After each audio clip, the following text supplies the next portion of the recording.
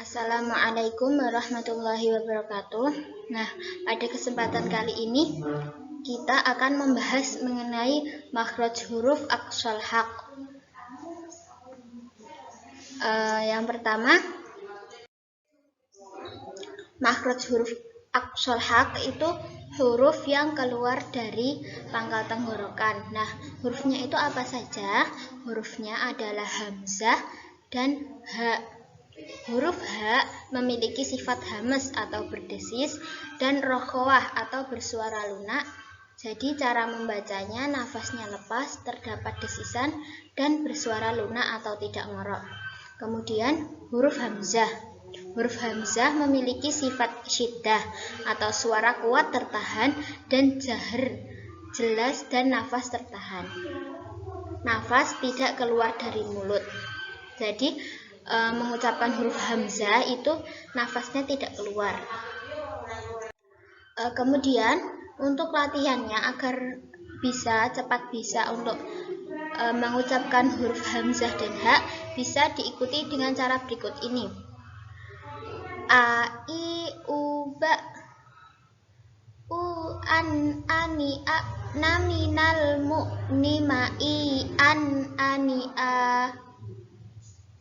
Selanjutnya untuk huruf H, ha, hi, hu, bah, hu, han, hani, hah, nami, nal, muh, ni, mahi, han, hani, ha. Nah, itu bisa dilatih secara terus-menerus ya teman-teman. Selanjutnya setelah membahas aqsal haq, sekarang kita akan membahas mengenai hukum non mati atau tanwin. Khususnya pada kesempatan kali ini adalah idhar dan idgham. Hukum mati atau non tanwin bertemu huruf hijaiyah memiliki 5 hukum bacaan. Yang pertama ada idhar halqi, idgham bil gunnah, idgham bila gunnah, iqlab, ikhfa. Nah, sekarang kita akan membahas idhar halqi. Idhar halqi itu dibaca dengan terang dan jelas. Nah, kapan ketika kita membaca dengan hukum bacaan idhar halqi? Ketika nun mati atau tanwin bertemu dengan huruf h, a, ain, ghain, kha, hamzah. Jadi dibaca dengan jelas.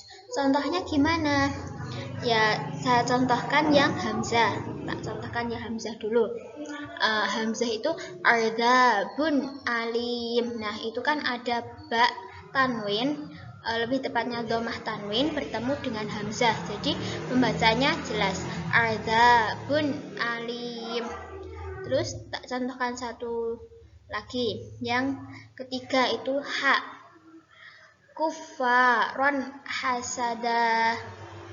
Kuffaron hasada. Itu ada tanwin bertemu dengan ha. Jadi dibacanya jelas.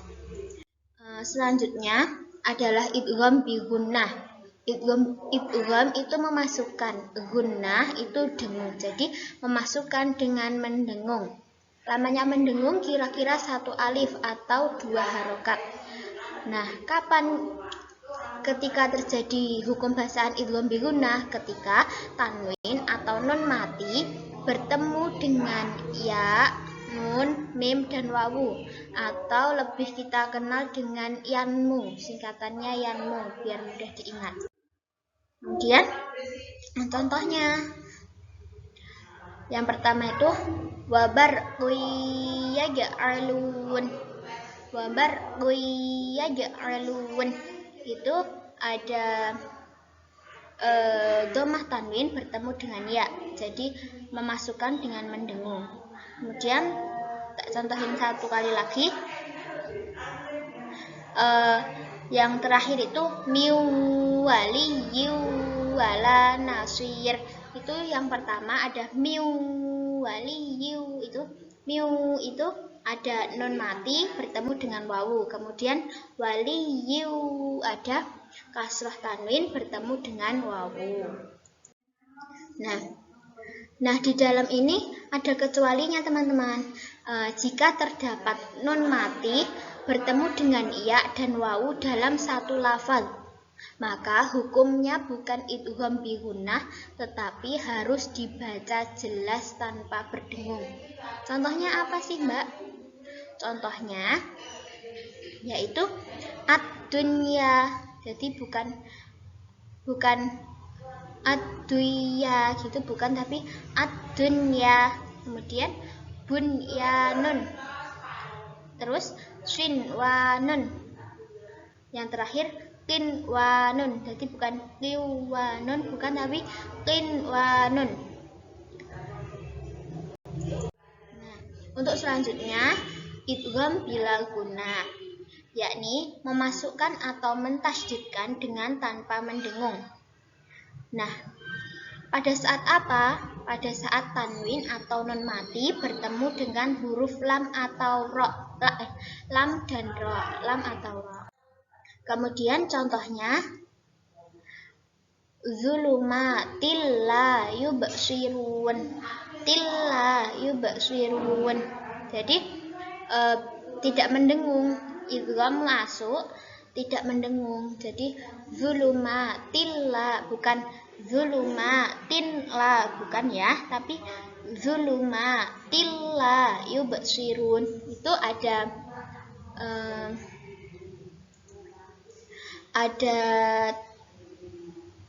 kasroh tanwin bertemu dengan lam. Kemudian yang ro, ghafurur rahim, ini ada dhammah tanwin bertemu dengan ro, ghafurur rahim. Itu nah, teman-teman, hari ini kita sudah membahas apa saja, yaitu makhraj huruf aqsal haq, kemudian ada hukum nun mati atau tanwin. Itu kita sudah membahas idhar, selanjutnya idgham bi gunnah dan idgham bila gunnah. Nah, pembahasan pada kesempatan kali ini sampai di sini saja. Kurang lebihnya penjelasan dari saya mohon dimaafkan. Wassalamualaikum warahmatullahi wabarakatuh.